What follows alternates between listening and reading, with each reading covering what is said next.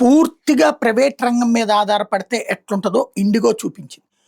పూర్తిగా రంగం మీద ఆధారపడితే ఎట్లుంటదో రష్యా చూపెట్టింది. రష్యా, చైనాలు పూర్తిగా ఒకప్పుడు ప్రభుత్వ రంగమే. చదువు పూర్తయ్యే టైంకి ఉద్యోగం ఇవ్వడం ప్రభుత్వ బాధ్యత. ఆ తర్వాత వాళ్ళకి ఎదిగేలా చూడటం ప్రభుత్వ బాధ్యత. దాంతో నిర్లిప్తత ఎక్కువైపోయి అక్కడ ప్రొడక్షన్ తగ్గిపోయి చివరికి ఆర్థిక వ్యవస్థలో కుప్ప కూలిపోయినటువంటి పరిస్థితి. దాంతో ప్రైవేట్ రంగాన్ని అలౌ చేశారు వాళ్ళు. అదే సందర్భంలో భారతదేశం ఏంటంటే మిక్స్డ్ ఎకానమీ. ప్రభుత్వ రంగం ఉంటుంది, ప్రైవేట్ రంగము ఉంటుంది. ఉట్టి ప్రభుత్వ రంగం మీద ఆధారపడితే అలాంటి పరిస్థితులు ఎదురవుతాయి. ఇప్పుడు ఉట్టి ఆర్టీసీ మీద ఆధారపడితే సదుపాయాలు సక్రమంగా ఉండేవి కాదు. ఇప్పుడు ప్రైవేట్ కూడా వచ్చేటప్పటికి ఆర్టీసీ కూడా సదుపాయాలు బాగా ఉంటున్నాయి, పోటీ పడుతున్నాయి అక్కడ. అలాగే ఎయిర్లైన్స్లో ఇదివరకు ఎయిర్ ఇండియా అనేటటువంటిది ఒకప్పుడు టాటాలది. దాన్ని ప్రభుత్వ రంగం కొన్నది.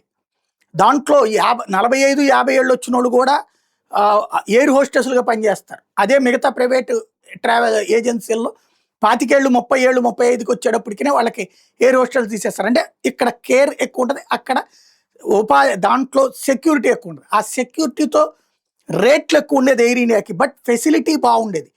టైంకి మనం పొద్దున పొట్లు ఉంటే కనుక టిఫిన్ టైంకి టిఫిన్ ఫ్రీగా పెడతారు, మధ్యాహ్నం మధ్యాహ్నం ఉంటే భోజనం ఫ్రీగా పెడతారు, సాయంత్రం స్నాక్స్ టైంలో స్నాక్స్ ఫ్రీగా ఇస్తారు. మామూలుగా మిగతా ప్రైవేట్ వాటిలో ఖచ్చితంగా డబ్బులు పెట్టి కొనుక్కోవాల్సిందే ఆ టైం అయినా సరే. అలాంటి ప్రొసీజర్ని నడిపింది. కానీ దాన్ని తర్వాతన ఎయిర్ ఇండియా లాసెస్లో ఉందని చెప్పేసి అమ్మారు టాటాకి. కొనుక్కున్నది బాగానే ఉంది. మళ్ళీ అంటే ఒకప్పుడు ఏ టాటా నుంచి జాతీయం చేసుకున్నారో వాళ్ళు కొనుక్కున్నారు. పోటీ లేకుండా పోయింది. పోటీ లేకపోయేటప్పటికి ఇప్పుడు పరిస్థితి ఏంటి? ఇవాళ ఉన్న ఫ్లైట్లన్నింటిలో ఇండిగో పెద్ద సంస్థ అయింది. ఈ ఇండిగో వాడు ఏం చేస్తున్నాడంటే రాజకీయ నాయకులతో టైఅప్లు పెట్టుకుని, ఇప్పుడు ఫర్ ఎగ్జాంపుల్ మన రామ్మోహన్ నాయుడు గారితో టైప్ పెట్టుకుని ఆంధ్రాకి ఇక్కడి నుంచి సింగపూర్కి పెద్దగా వైబిలిటీ లేకపోయినా సరే ఫ్లైట్లు వేస్తానన్నాడు. వైబిలిటీ గ్యాప్ ఫండింగ్ ప్రభుత్వం ఇస్తానంది. ఇట్లాంటి మాట అన్నాడు కాబట్టి ఆ ఇండిగో వాడిని మనం పూర్తిగా వదిలేసాం. వాడు ఇప్పుడు చివరికి ఏం చేశాడు? ఏదో తెలివితేటలు కరెక్ట్గా టైంకి వచ్చేటప్పటికి అక్కడ పుతిన్ వచ్చిన టైంకి ఇంకోటి డీజీసీఏ నిబంధనల ప్రకారం పైలట్లను ఎక్కువ పెట్టుకోవాల్సినటువంటి అవకాశాన్ని 6 నెలల క్రితమే ఆదేశాలు ఇస్తే పెట్టుకోకుండా ఏం పీక్కుంటారో పీక్కోండి అన్నట్టు వ్యవహరించాడు. తద్వారా ఇప్పుడు ఒక్కసారిగా విమానాల సంక్షోభం సృష్టించాడు. సచ్చినట్టు డీజీసీఏ నిబంధనలు మార్చాల్సి వచ్చింది. అంటే ప్రైవేట్ రంగ గుత్తాధిపత్యం. ఇదే కనుక వీడు ఎట్లా వ్యవహరిస్తాడు అనుకున్నప్పుడు ఎయిర్ ఇండియా చేతిలో ఉందనుకోండి, ఆ విమానాలు ఎక్కువ చేసామనుకోండి, ప్రాబ్లం సాల్వ్ అయిపోయేది కదా.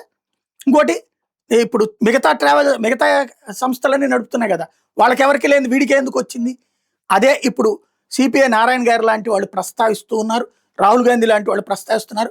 గుత్తాధిపత్యం అన్నటువంటిది ప్రైవేట్ వాడి చేతికి ఇస్తే ఎట్లుంటుంది అన్నది ఖచ్చితంగా ఇది మోడీకి కూడా పాఠమే, చూసుకోవాల్సిన అవసరం ఉంది.